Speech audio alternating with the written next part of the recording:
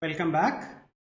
So in the previous video, we were discussing the image formation model for computer graphics, and we talked about the modeling assumptions that we made, the point light sources, the pinhole camera, and the raster image. So today we are going to start looking at the details of the raster image model. So assume that you have the virtual world and you know how to place a synthetic pinhole camera and take a picture with it, right? So you have this image that your camera formed.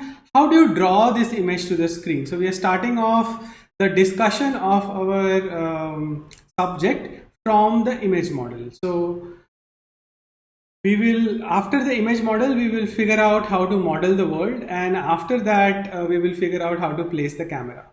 Okay, so assume that so that is a sequence of topics that we are going to talk about but we start off with the image model today, specifically the raster image model. So if you want to draw this particular image to the screen, right, how do you draw this image to the screen? So what does it mean to draw this image to the screen? So the image model, the raster image model, considers that the image is an array. Image is an array of picture elements, or as we know the contracted form, pixels. Okay, they are also called raster elements, and we will soon figure out why. And in this array, we know that array is a data structure where every element is indexed by a position. So this is a two-dimensional array. So every element is indexed by a row and a column. Every pixel in this array can at least store a color value. It can store other things, but for now, let us restrict ourselves to a color value. So if that is the case, then to draw this image, all we need to figure out is the color of the appropriate pixel. Okay. So let us take a closer look. So if you look at the part of the image inside that red rectangle, then we perhaps want to figure out how is this part of the cylinder drawn using pixels. So if you want to draw this part of the cylinder using pixels, we will perhaps first take the boundary of the cylinder object, right, which is drawn in this dark teal or blue color, and you take this set of so the top might be a part of an ellipse and the side is like a straight line, right? So you take these curves and straight lines and you figure out which pixels are overlapped by these shapes. Okay, and then you figure out the interior of the cylinder and you figure out which pixels lie in the interior of the cylinder and color those. So this process where we find which pixels to color, because those pixels are overlapped by the shapes that we want to draw to the screen, this process is called rasterization. Okay, and so these elements in the image are also called raster elements. The name rasterization comes from old CRT monitors. So I'm sure you have seen these cathode ray tube experiments sometime in high school, where an electron beam was made to trace over a phosphor coated cathode ray screen, and the electron beam sort of traced a zigzag pattern on the cathode ray screen, and that was called rasterization.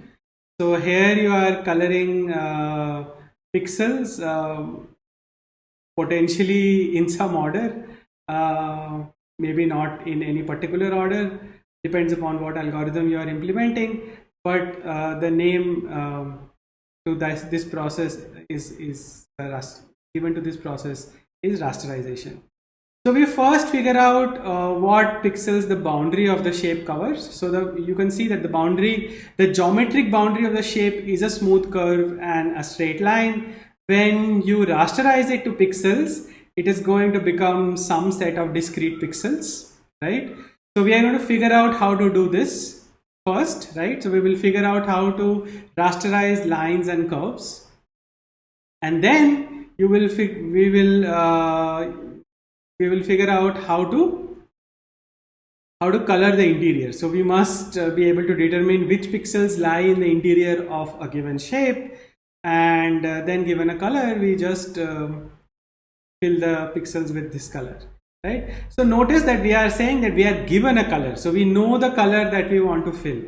How did we get this color is a part of rendering. So we will compute the color that we want to fill when we get to rendering. But for now, we are just saying that we know the color, we know the shape that we want to draw. How do we rasterize it to a grid of pixels? So that is what we will discuss in our next set of lectures. But before that, let us try to think about why does this raster model make sense. Okay, so the raster model makes sense because of the following reason, right? If you look at the path that your data follows, so first you have some input via application program that gets processed, that goes through something known as a frame buffer that sits on your graphics card, and finally it shows up in the on the display, right, on the monitor.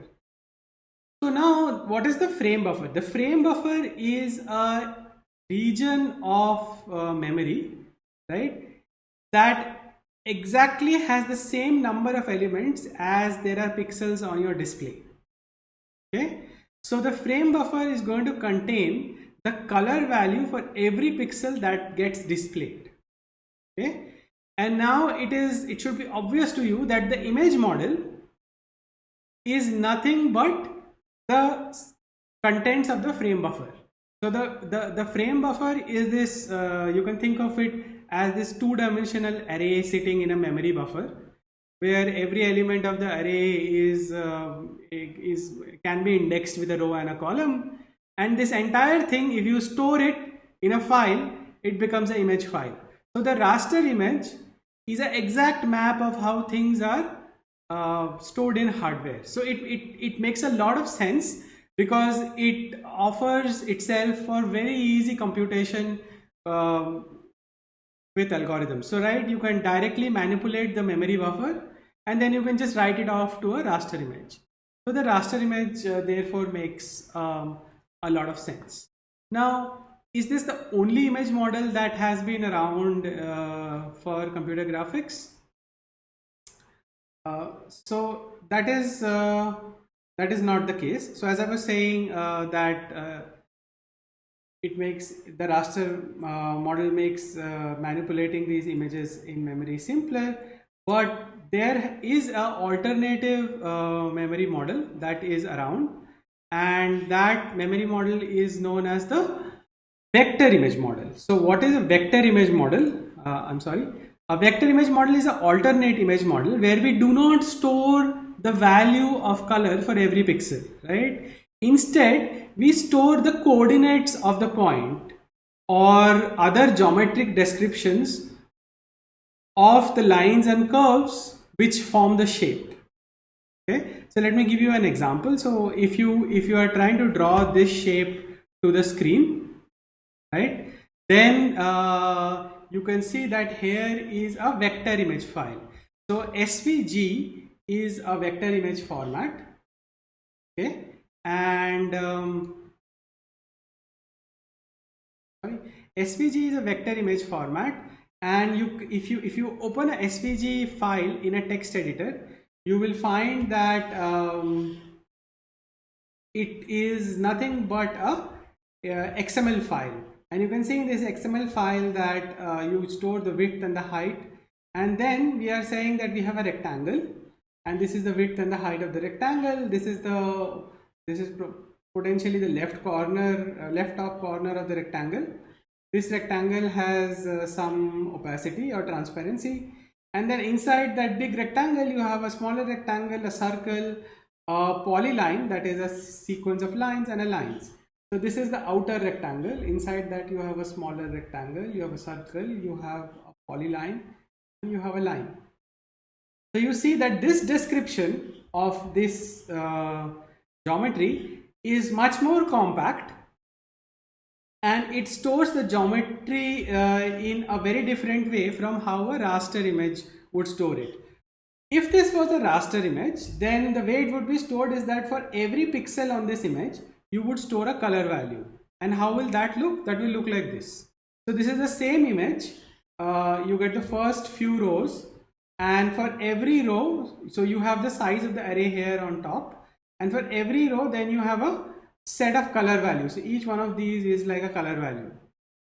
And this of course is not very intuitive to understand from the content of the image file. You have to display the image file to see what the image has. Okay, so I hope you understand the difference between a vector image and a raster image. Here is the same image being handled as a raster image. So here you have S. Now if I zoom in on S, and S is a raster image, then you will see a set of blurry pixels like this. Okay. However, if this S character is a vector image, and I zoom in on S, you will see a crisp image like this. Okay.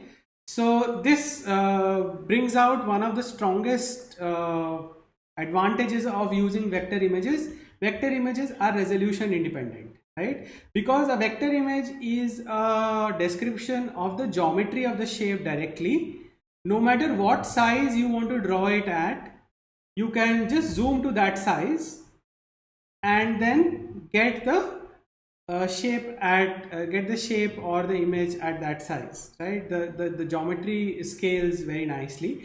This is perfect for icons and logos and fonts, right? So anything for which you want to create lots of variants in size. So icons, for example, come in a variety of sizes, like 8 cross 8 to 32 cross 32 to 128 cross 128 and so on. Vector images are perfect for that. However, a disadvantage of vector image is that to display the vector image finally, you still have to rasterize it. Okay, so your display, remember, is a raster display. It is made up of a discrete set of display elements, right? Remember we said that the raster image is what matches the hardware. So it matches the frame buffer. It also matches your screen. Your screen is also made up of an